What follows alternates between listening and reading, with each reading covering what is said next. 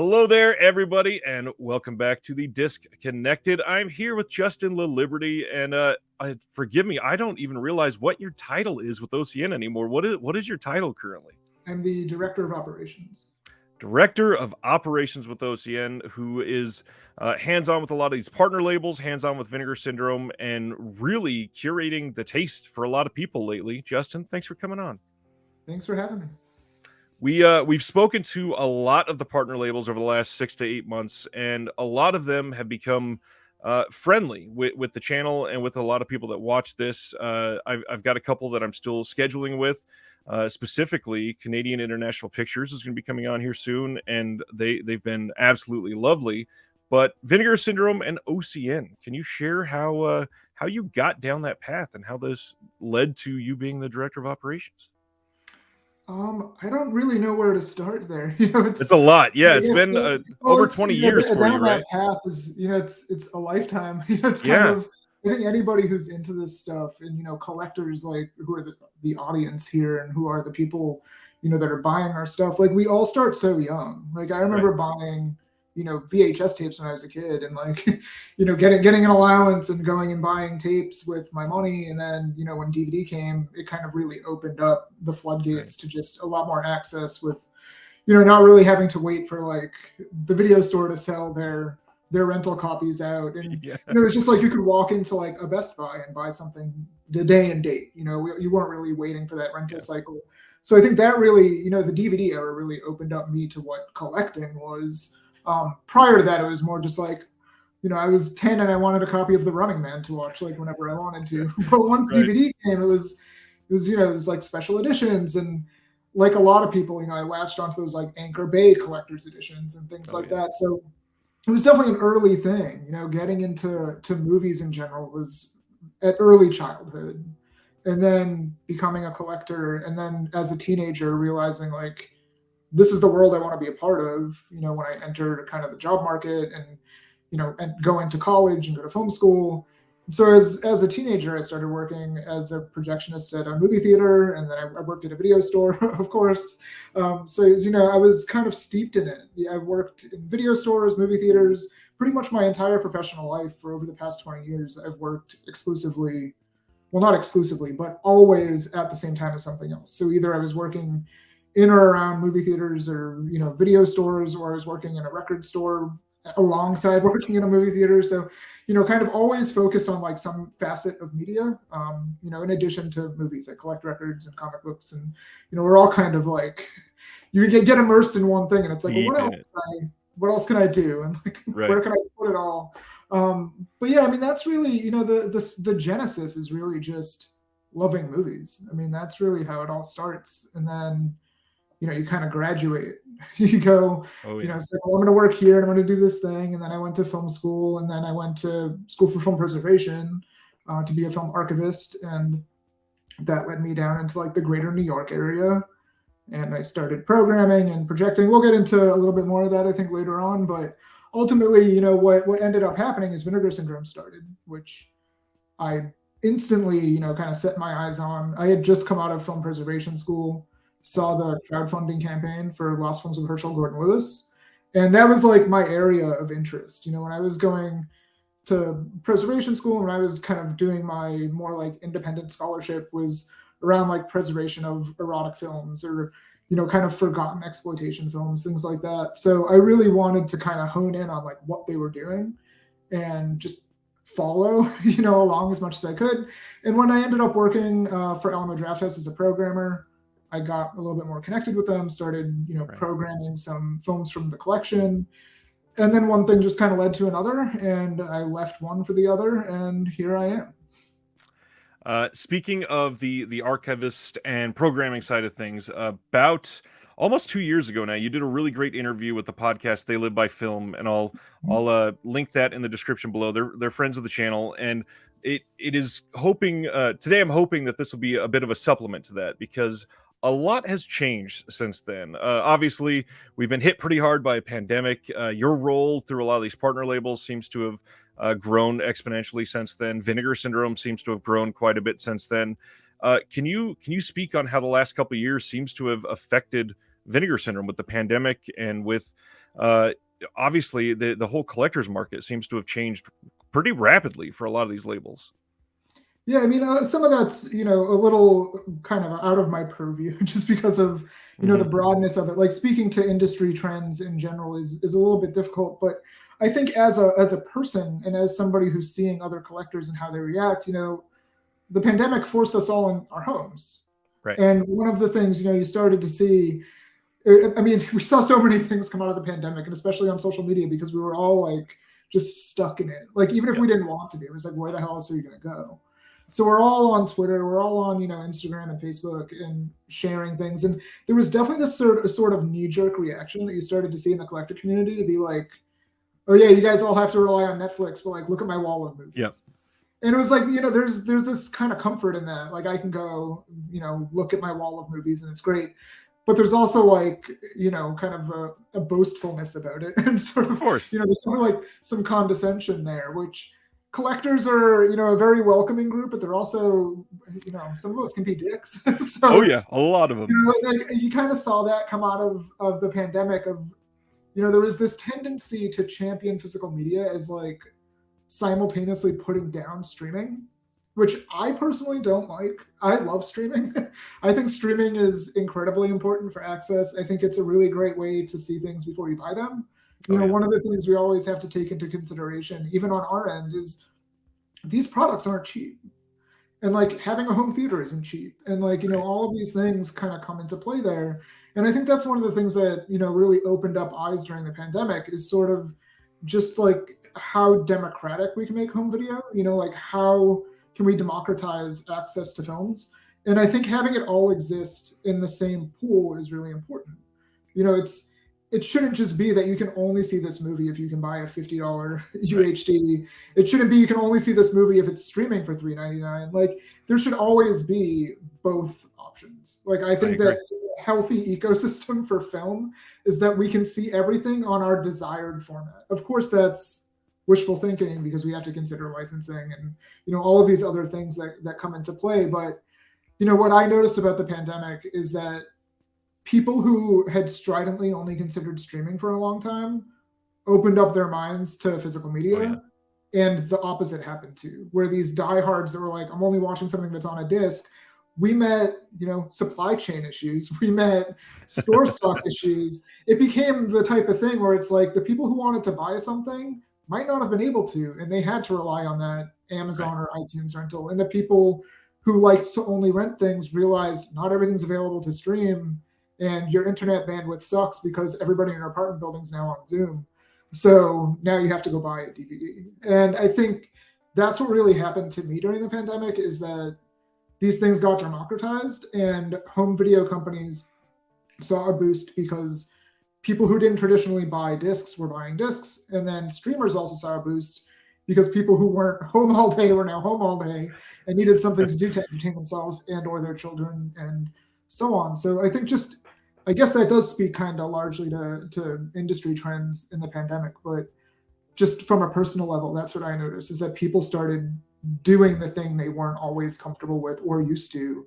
Right. And now we're seeing this more harmonious kind of system that we're all a part of, which I think is great. I love it. I'm a big fan of the social aspect of film and what we can gather with it. And with streaming, I have fallen in love with the idea of bringing people together that access would be non-existent without streaming. I live 1,200 miles away from my sister, but we can have a watch party every single week and watch the same movie and be on FaceTime at the same time. And it's legitimately one of the most endearing and really loving ways to continue relationships in this day and age. And it's just fantastic to see that we have access to a lot of those things.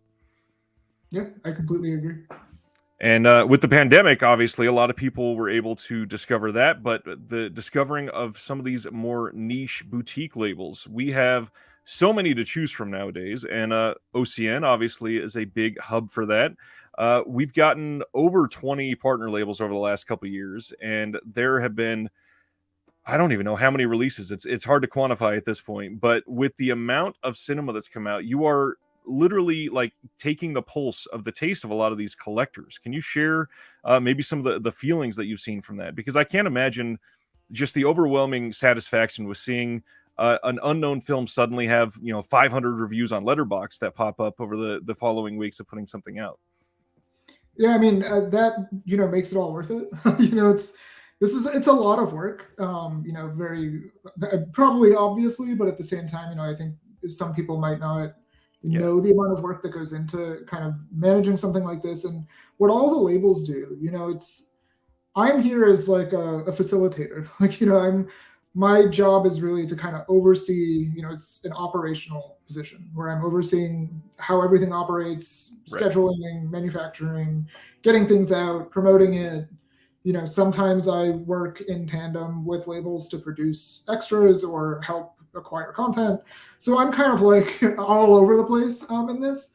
But I think, it should go without saying. And actually, it might not go without saying, because I think there still is some discrepancy where there's a lot of collectors and customers do think that, Vinegar Syndrome runs the labels, and that is not true.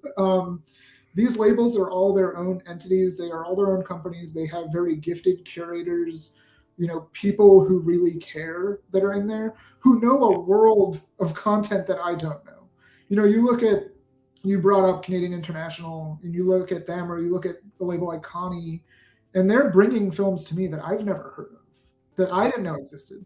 And I've seen a lot of movies. I watch up to 1,000 movies a year. I watch a lot of movies, and for me to be able to to get content in as special features, or get films that are, feature films, anything that I'm getting in and I'm going, I haven't seen this before and it's amazing and I can't wait to share it with people. That's the best feeling, because I'm seeing things that if I'm seeing them for the first time and reacting that way, I can't wait to see how everybody else is going to. So it's almost like I'm just getting this window into, what's going to be coming up. And sometimes, that extends to just previewing things and saying will this work or will this won't. And sometimes that, is just this is definitely coming out. This is what I think of it. This is amazing. Nice. And that, what you're saying about seeing the reactions of people, that's really the best possible case. That's what you want to have happen. Right. And when I was programming, you kind of got that sort of instantaneously. And you could really read the room. If you're in a room with 200 people and 190 of them have never seen the movie before, you're really thriving off of those reactions of that audience. And even if it's not a reaction heavy movie, typically comedies and horror movies are what you're getting the most audible reactions to. But even in, dramas or, kind of more tense thrillers, things like that, you can still kind of gauge how people are reacting, how they're shifting in their seats. And you start to really learn to read body language. Right. But with home video, you don't get that. You're really reliant on that forum response, on places like Letterboxd, even IMDb reviews. You're really reliant on waiting. It's a game that really rewards patience, and you don't know what's going to happen. So you can work on, we work so far out that you can work on a release for months and have no idea what's going to happen when it goes out to the public. And then when it does and you start seeing those reactions come in, it's so rewarding. Whereas with a movie screening, it's how people are reacting the minute, as it's happening. With the programming, and of course you mentioned Alamo Drafthouse earlier with your time there, is there any exciting stories that you remember of programming or screening something that was just this visceral reaction, or perhaps a slate that you're particularly proud of showing that seemed to hit it off with the crowd? My favorite screening that I've ever done was screening The Devils, which was this giant coup for me, was to get, a 35 millimeter print of The Devils and show it to an audience. And, that movie has a reputation that precedes itself so much that the vast majority of people who are coming have never seen it, in any iteration. And to have a room full of people watching that movie for the first time is just an unreal experience, because not only are they watching it for the first time, but they're probably watching it for the last time, or at least the last time in a theater. So it is just this kind of when you look at a movie theater as kind of this consecrated space, which I think is a way a lot of people, cinephiles look at movie theaters as these kind of sanctified spaces. It's almost like going to church or something, which there's actually that interview recently with Nicolas Cage and John Carpenter, and he talks about going to the movie theaters like going to church. And I think a lot of people see it that way, which is kind of an interesting way to look at the Devils, which is like notoriously blasphemous. But I don't think Ken Russell saw it that way. He saw it as like this reverent, work. Right. As a very religious person, he was like, well, this is just what happened. Like, it's not, so controversy aside, just like watching that movie with people who had never seen it before, and then having that palpable feeling in the theater of like, you're witnessing something that's like only happening this time. It's like a lot of times you can go to like a repertory screening, and if something's screened on film, there's still that tangibility to it. Like, you're still watching this, object run through a projector that's like never going to look as good as it did, this time, because there's always going to be something happening to it. But with the Devils, you're watching this movie that like you all very well know that you could potentially never see this again. Right. And I think like having that air in the theater is like a really incredible experience. Yeah, so that was a highlight. And then, the fun of programming, especially programming film prints, is that you never know what you're going to get. So like I played 48 hours and the print showed up with like Spanish subtitles. There was like, I tried to play Judgment Night on film and they just sent us the soundtrack. So there's always kind of like fun, weird things that happen. Right. I had gotten a print in of Bad Boys, the first one, and it was missing a reel. So we had to find a way to cue it up where we played like the first 4 reels on film, and then we had to switch to a Blu-ray to play the 5th reel and then back film again for the 6th reel, which anybody who's ever like done projection would know that's like a very difficult feat to pull off, to have things down to like the second of the changeovers. And, our projectionist pulled it off, which was really great. So there's a lot of things like that just kind of happen that are really fun. I played Thundercrack, which has hardcore content in it, and watching that with an audience that was like eating food was really amusing. That was an experience that now watching that I can like only smell buffalo wings. It's just like kind of gross. But yeah, there's always just these things that you can just never predict it. You never know like what the turnout's going to be, what those audiences are going to be like. You don't know what the material is going to be. If it's a print, you never really know what you're going to get until it comes in. So I always loved that, of just like kind of the unknown. And then just series programming is what I really gravitated towards. So I did a lot of like really long running series. Like I did a really long old New York City series, and then I did this 3-month long buddy movie series, which was like everything from the Defiant ones up to like 21 Jump Street. So I really always loved like putting together these really long kind of exhaustive programs. And you can see it all. Anybody who's on Letterboxd, I have a list in there that's like all of my repertory programming from my time. So it's a very long list, and it's pretty all over the place. So, if anybody wants to look at it, it's there. And then a lot of my lists that are on there, a lot of them have something to do with what I was programming back then, because they're just lists that I generated and then programmed based on them. Well, this is the perfect time to mention your Letterboxd is like a goldmine of educational content for people that are just getting into some of these things. There are lists of, great female filmmakers. There are lists of, some of the best adult films. There are a list of some of the best.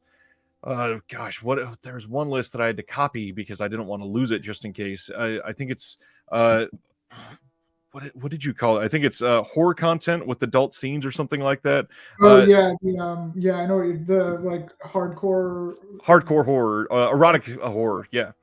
There are so many great little nuggets to pull out of there. And what's great with your presence is that on Twitter and Facebook, you seem to have this relationship with people that are in this hobby, that you are, in a similar way that I strive to be, sort of how you are, gentle in your approach to other people, but also in a way that is educational, because there are so many people that we don't know their experiences. We don't know how they're getting into film.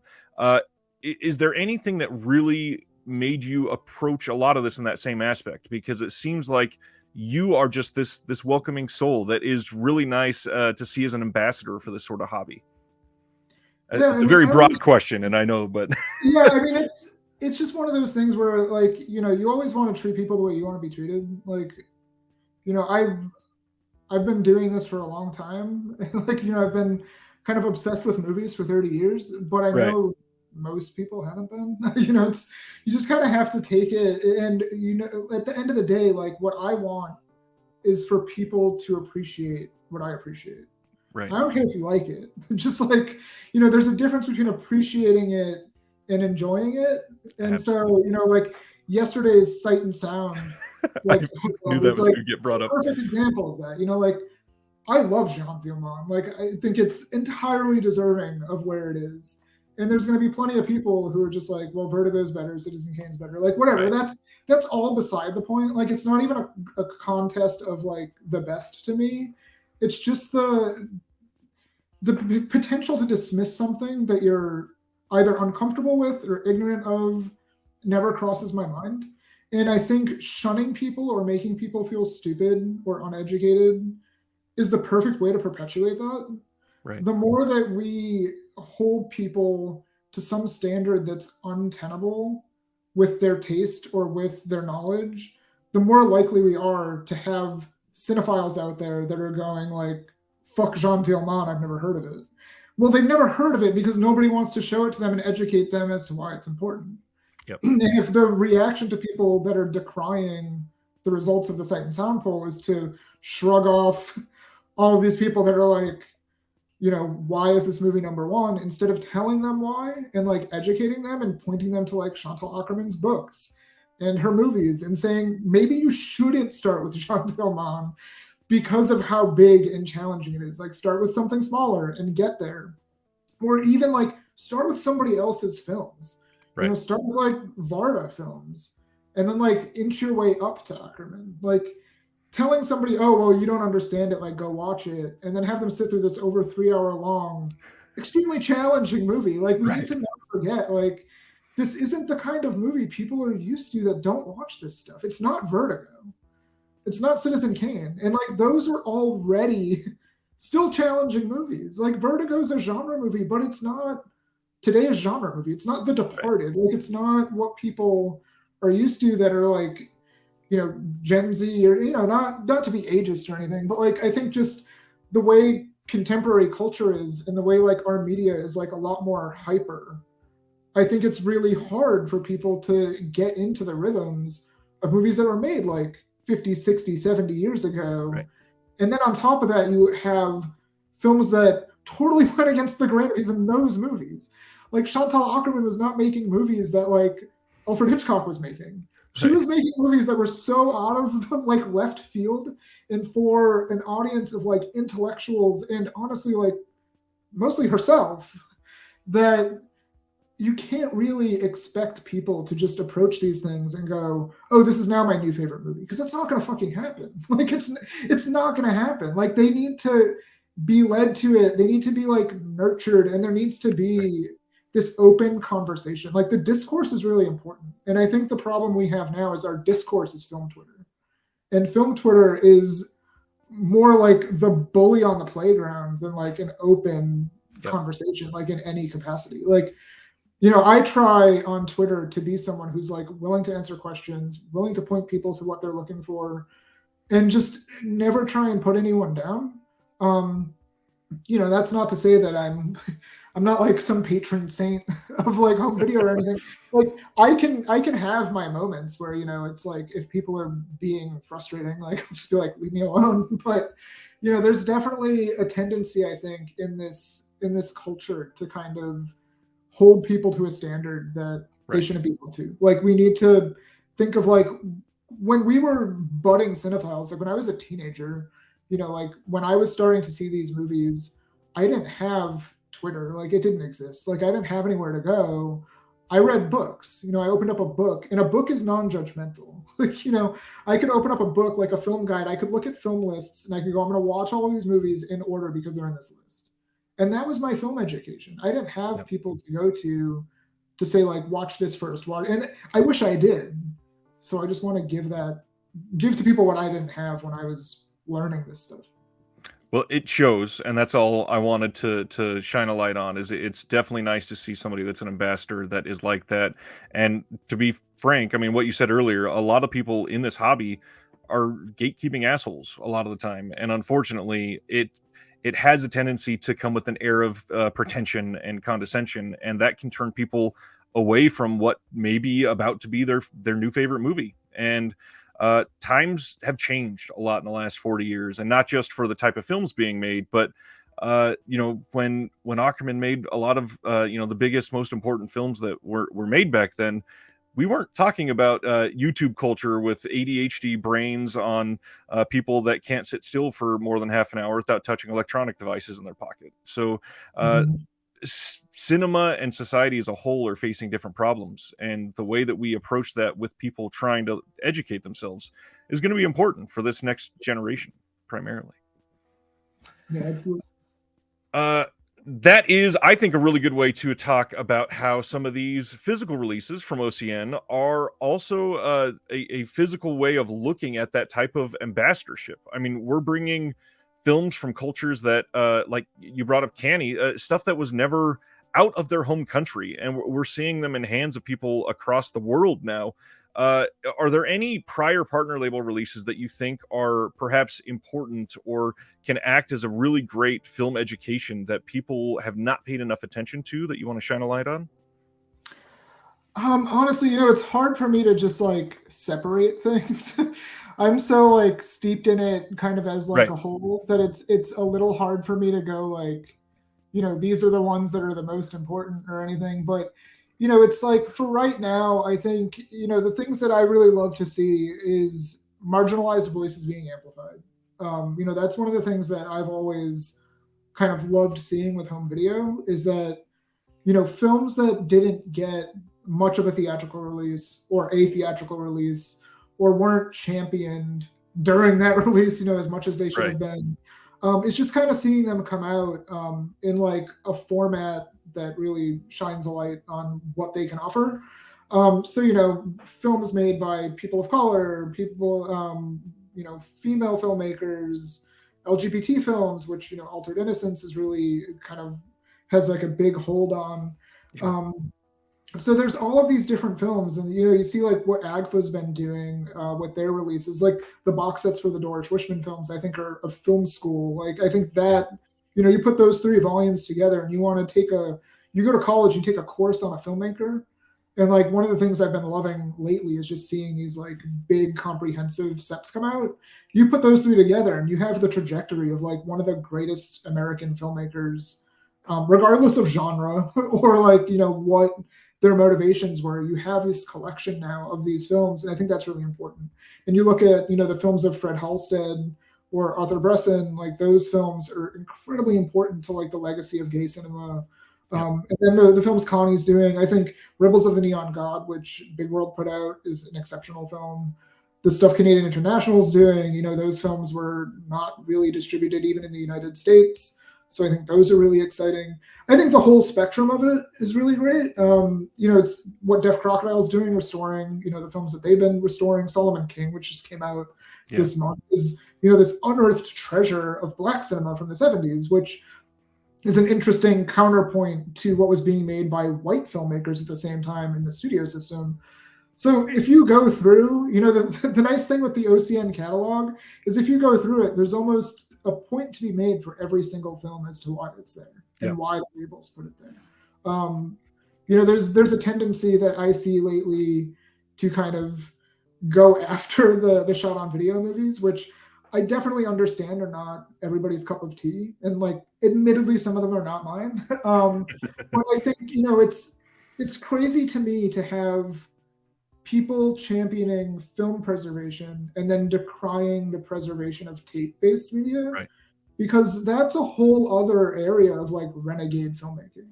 So, we have this weird cultural point where film has always kind of been like, put up on a pedestal. And I've never really understood that, which might seem counter to my scholarship as a film archivist. But one of my things when I was doing preservation work was to always want to preserve all types of media. It doesn't matter if it's mini DV, if it's VHS, if it's, an SD card. If that's material that somebody created, like we should be looking at a way to save that. And what I love about like what Saturn's Core or Culture Shock or anybody doing, these kind of lo-fi homegrown, like shot on video movies, is they are preserving outsider art. It just wasn't shot on 35 millimeter in the 1970s. So I think that's incredibly important. There's everything that we've been doing, there's a reason that it's being done, and it's a really important addition to the conversation. I would agree. And the important part of that conversation is that it is an entry point for everybody. With so many partner labels and with Vinegar Syndrome, obviously, as the foundation, there are films for literally every taste in this catalog. There is new stuff every single month, whether it's underground genre films, whether it's a monumental Canadian film that's been around for decades that nobody has seen in the US. It is something that somebody can grab onto, and repeatedly these labels are putting out something that I always see one or two people online go, holy shit, I've not heard anybody speak about this in 23 years. This is incredible. And it's so nice to see that people can suddenly have that spark go off and just immediately connect to something, because film has that magical aspect of just seeing a name or something that can immediately spark these memories that we all have that are foundational for a lot of us. Yeah, definitely. And it's, one of the nice things too is it doesn't have to be for everybody, which is, what I always say is, you always get those kind of comments where it's just like, I only want 2 of these. And it's like, that's fine. I don't buy everything. Like, I don't, go on, like, when Criterion do their releases every month, I don't buy all of them. Like, I collect what I want to collect. Like, I don't buy or even seek out everything. It's impossible to financially afford to buy every disc release. Right. And it's impossible to have the time to watch everything.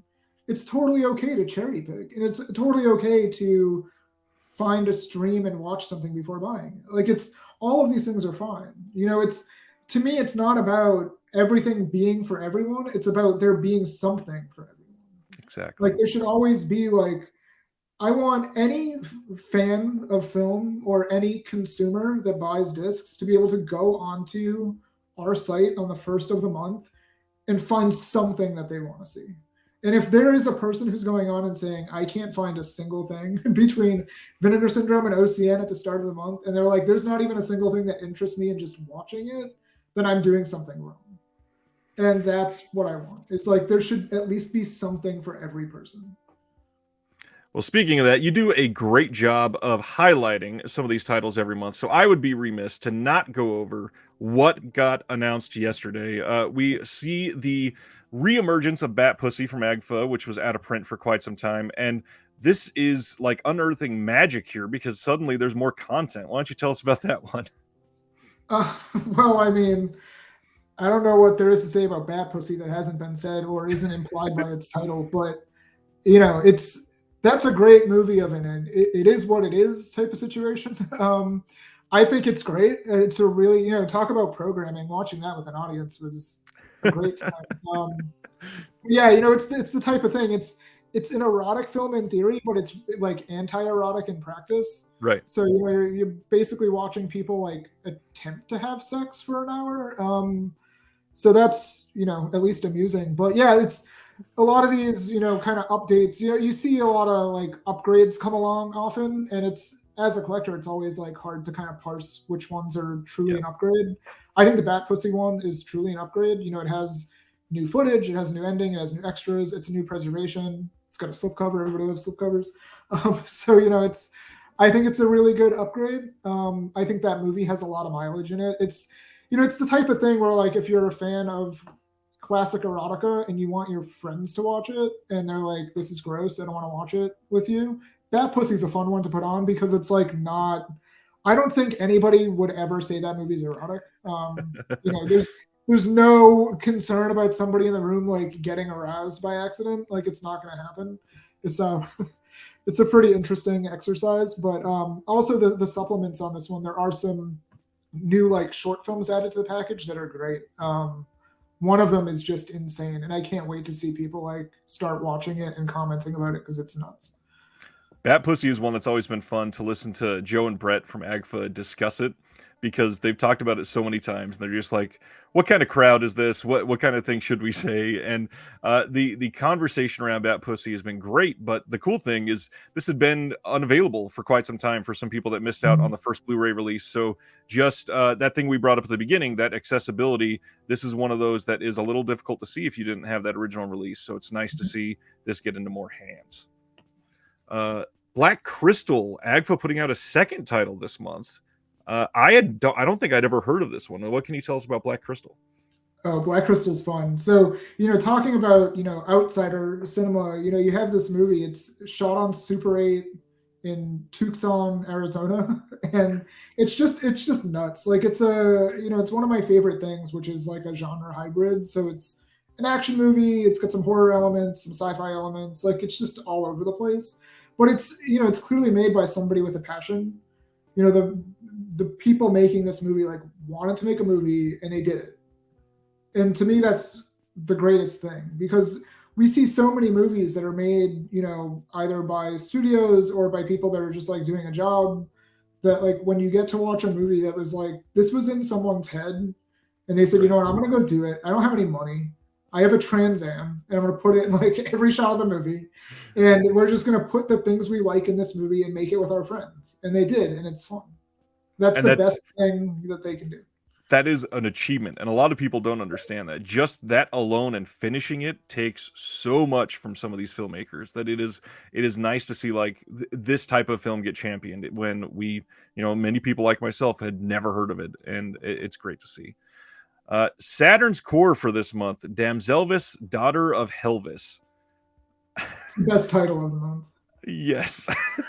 it's definitely the best title. I think Saturn's Core definitely have like their target audience, and their target audience is gonna love it. It's an interesting movie. It's a comic book adaptation. It's got this kind of punkabilly vibe. It's also another one that's like got some horror elements, but it's also really funny. So yeah, it's hard. Like some of the shot on video stuff is hard to sell to people who aren't already like in that world. Right. But I think that's a fun one for people to try out, because it's not your typical like shot on video horror movie. It's not a wave movie. Like, it's definitely its own thing. And I think it has a lot more in common with like weird indie comedies of the 90s than it does like the kind of horror stuff that was coming out. Well, and it was, I think this one came out in 94, and with the films that were being made around then, there's a lot of people that view 94 as like one of the best film years ever, behind usually like 99.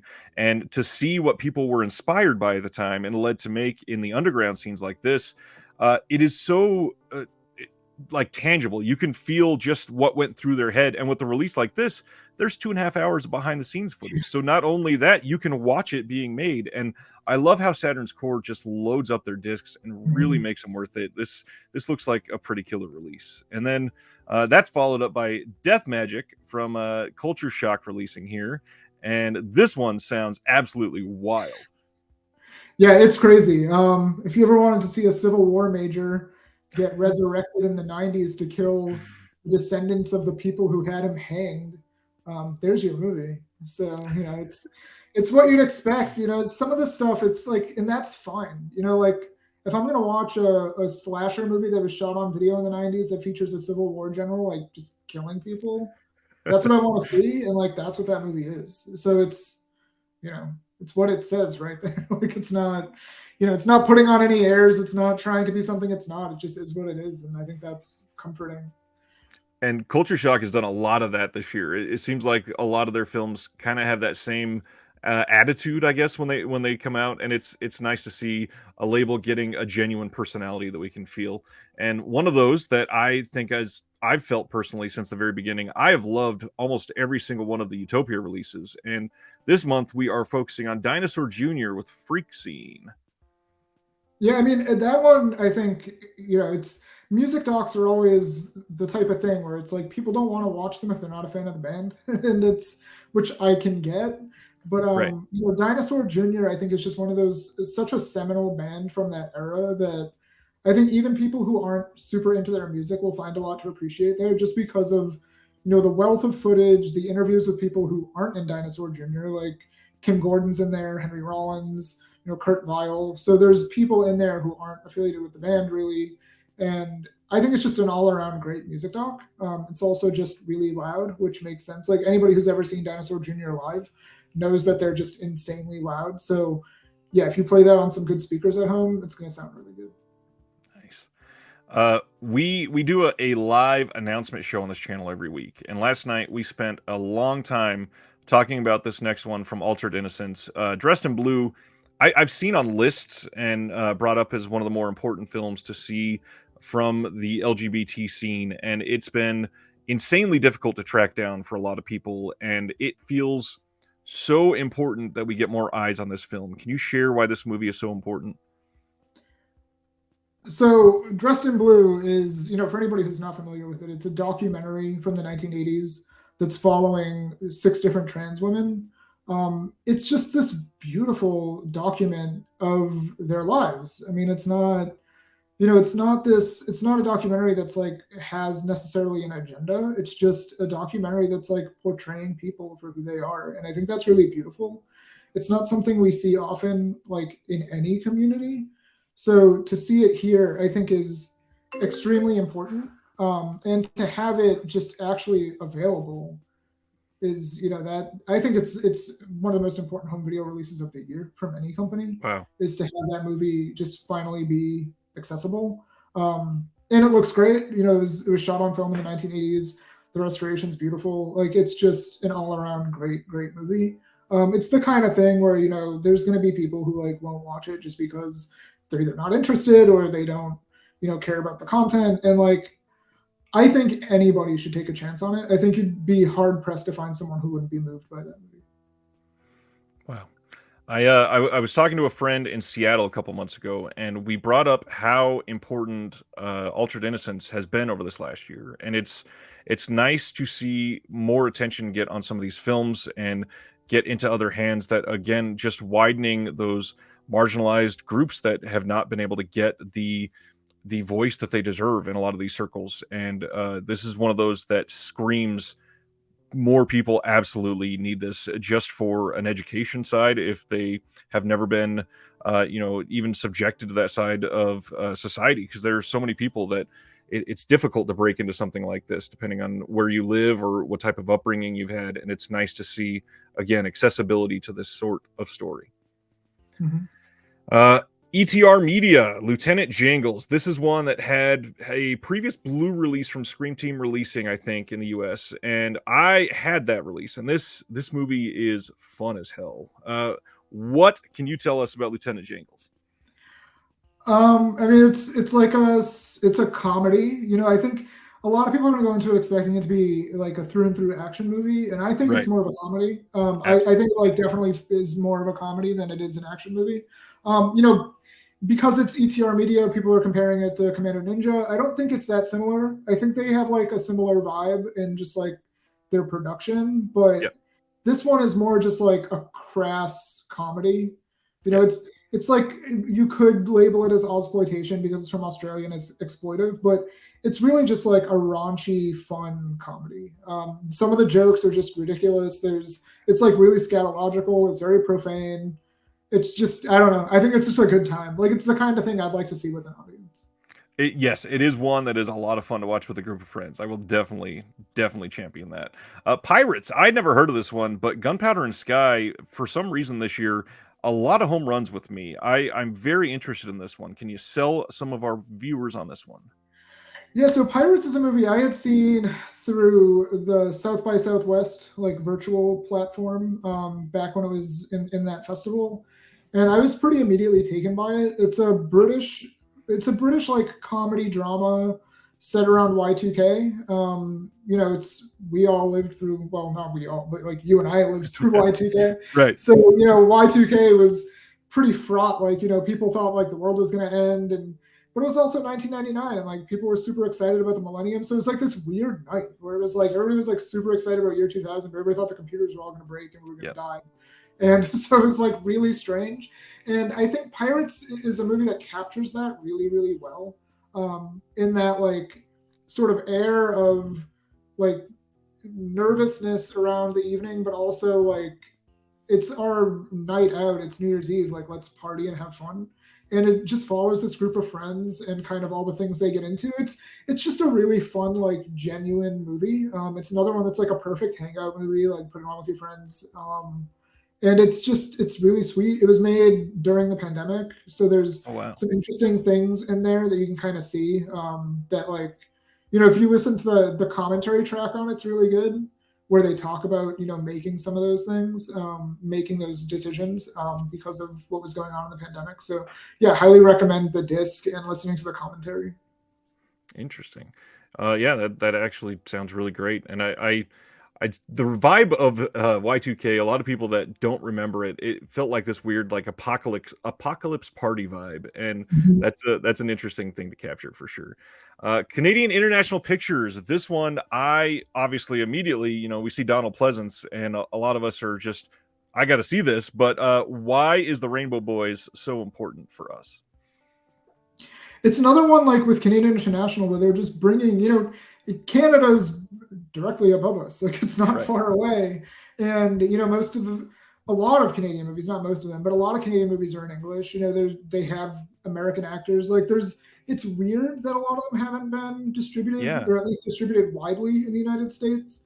And the Rainbow Boys is one where you watch it and you're just like, this could have been like a sizable hit in the US. And like, this could be like kind of a cult classic here, like if it had a normal release, and it didn't. So now it's, being brought out on this disc, and Donald Pleasance is great in it. It looks beautiful. Like, it's, pretty much all outdoors, like just like landscape shots. And yeah, it's a pretty stunning movie to look at. And it's also really funny. I didn't know going into it that it was going to be like as much of a comedy as it is, but it is like genuinely funny. Yeah, the story sounds great, but the big thing for me, Canadian International Pictures, somehow every single month, the title that they are putting out is this immediate grabbing of attention that I feel like I have to see it. The stuff they've put out, the Ernie Game, the Canadian International Pictures, Other French New Wave, where they had all of these films combined in one release. The Mob was a big one for a lot of people this year. Buster Keaton Rides Again, that double feature, obviously. Forbidden Love, gorgeous release. Don't Let the Angels Fall. This seemed like a big, like, we're in the room and you should be paying attention slate from a label this year. And I really hope people are actually grabbing onto it. Yeah, it's all, I think every single one of them is indispensable. I've been very happy with those releases. Good. Dan Kinham's label, VH Shitfest or VHS Hitfest, however we're talking about it on this one. Satan's Menagerie. This looks ridiculous and right in line with his first two releases, that I can't see what he is coming up with next. And I'm so glad that it's unexpected every time. This one, oh my gosh, first of all, your description of this in one of the Facebook groups, have you ever wanted to see Nightbreed made on a shoestring budget? That alone, I was like, all right, I'm sold. What can you tell us about this one? So this is one, I had never heard of this movie until Dan brought it to me. And I've known Dan like online for years, and I know his taste and my taste align really well. So pretty much anything he sends to me, I'm just like, I know I'm gonna love this movie. And I loved The Corn Shucker, I loved Blood Hunter, and now I love Satan's Menagerie. It's just, Satan's Menagerie is a good one to put next to The Black Crystal for this month, where it's another movie that's just like somebody had a vision in their head and they went like, I've got $50, I'm gonna go make a movie and I'm gonna put like everything but the kitchen sink in it. Or actually, like, I think they threw that in Satan's Menagerie. Like, it's just this almost 2 hour long, practically like effects reel. You're just like every kind of monster makeup you can think of, like any type of like horror trope, like it's all in this movie. And it's done so earnestly that you're just like, they gave a shit and they made the movie they wanted to make, and it like looks incredible for what it is. I was really blown away by it. And it's not one of these super old shot on videos like a lot of people are used to. This one, 2001, I think, was the release date, and that very interesting time to see a film like that with how much had changed with technology. And yeah, this is one I cannot wait to put into my veins immediately. Corn Shucker blew me away. I loved having Dan came on the channel. We talked about that one quite a bit. It's just a great time. But the next one is one that we've been hearing about for a lot of this year. Deaf Crocodile has been selling us on Solomon King for months. They had the Kickstarter campaign that was pretty successful, and this is one I cannot wait to see finally. Solomon King, how important has this been this year for you? I mean, I think it's like a very huge restoration. It's even outside of like OCN, I think this is just like restoration wise. And, I know they're doing theatrical screenings, but this is like, it's a major addition to like the canon for like American 70s movies. I think people going in expecting it to be like, a Truck Turner might be a little underwhelmed by how not action heavy it is.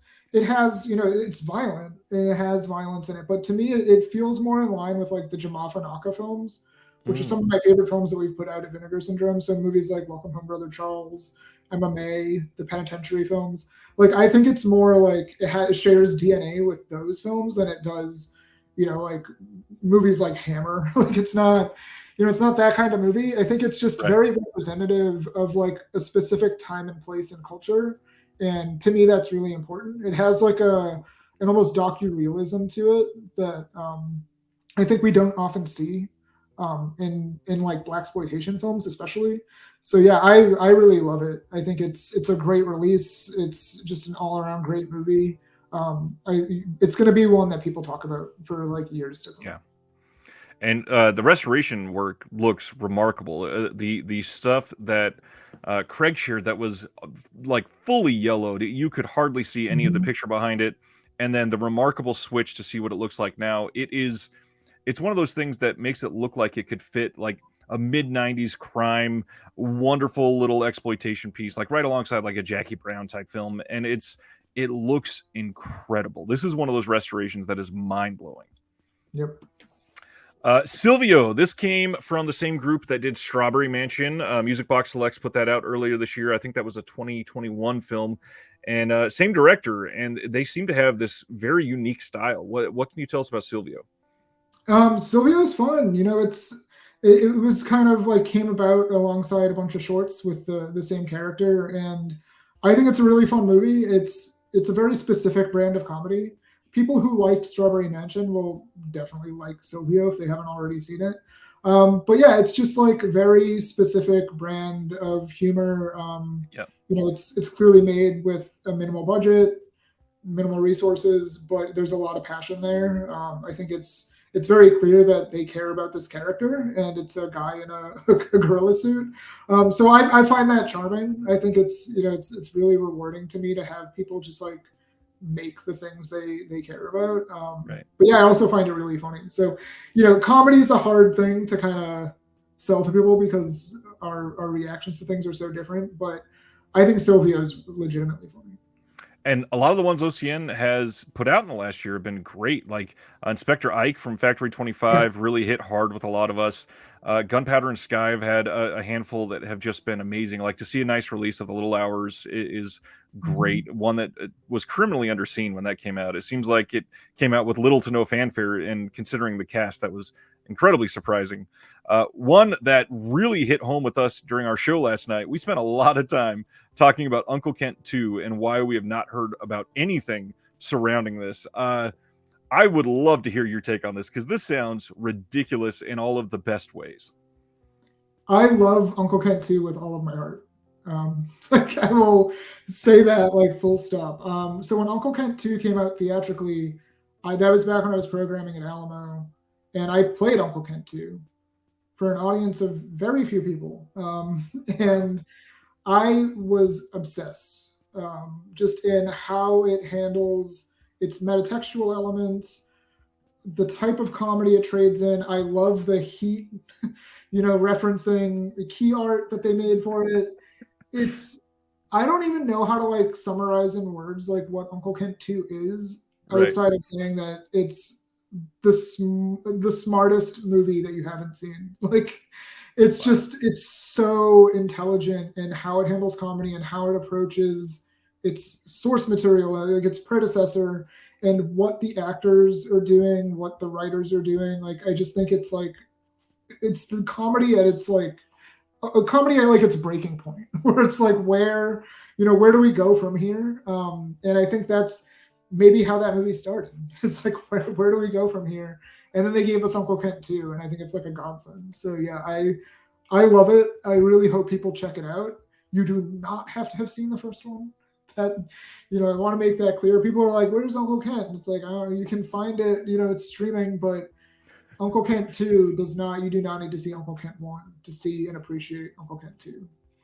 The extras on it sound mystifying as well. This is one that I can't wait to put in and just spend half a day going through every second of a disc, because this one sounds incredible. Oh man, pretty interesting release. This is partner labels only month for those that don't know for OCN. So Vinegar Syndrome stuff will be coming back first of the year, and we're going to be spending that first week for Subscriber Week, where you'll be able to get the subscription for 2023. Sounds like some pretty incredible things coming in 2023. We got some hints in the Black Friday sale. Any of those that you want to tease around that you can hype up a little bit without giving away what they are? I mean, there's a lot. It's kind of hard to. It's the problem on my end is I'm so like I look at this stuff all day every day that it's hard for me to even remember what we've teased or not. So I don't want to say the wrong things, but I will say that next year is going to be like an all-out crazy year for us. So anybody on the fence about the subscription, like I promise you, it's like worth every penny. Which I work for the company, so I'm going to say that probably no matter what. But as a collector, like seriously, like it's a lot of bang for your buck. If you buy this stuff anyway, like you're going to be getting your money's worth, and then on top of that, like anything you don't like, it's a very rabid market out there that wants to buy stuff secondhand. So I think it's a very sound investment. But yeah, our lineup for next year is just ridiculous. We shared a spreadsheet last night from this past year of all the regular priced items that you would be paying if you were picking up even most of these, and how the subscription alone saved you hundreds compared. It is a great thing. But then on top of that, the wide spectrum of partner label titles that you get basically at sales prices throughout the entire year, plus VSUs, VSAs, Picораmas for half off. It is really hard to not justify the purchase, and I've enjoyed it every single year, so I hope more people are checking it out. And I think honestly doing it in the first week of the year rather than at Black Friday will allow more people to do it. So I'm grateful to see that change for some people.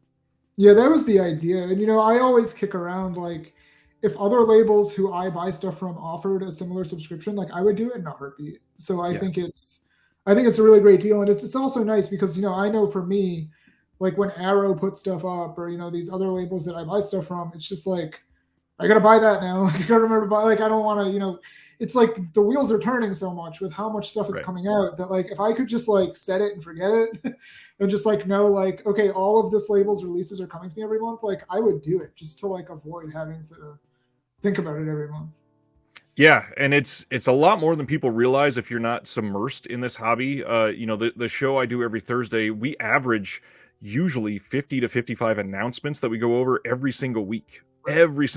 So to go over and try to remember everything, it's a lot to manage. And then on top of that, there's the aspect that I talk about on here all the time, is that every single movie has been somebody's favorite movie at some point. And if even 10 of these is up there for you and you're really invested in them, that's still a lot to manage and keep track of. So it's great to be able to see that from a label. And Vinegar Syndrome's been on the forefront. A lot of their stuff has been innovative and welcoming to everybody. So thank you for everything that you've done for the label. Thank you for coming on today. This has been an incredible conversation. I appreciate you. Yeah, thanks so much for having me. Hopefully we can do it again. And until next time, we'll see you all later.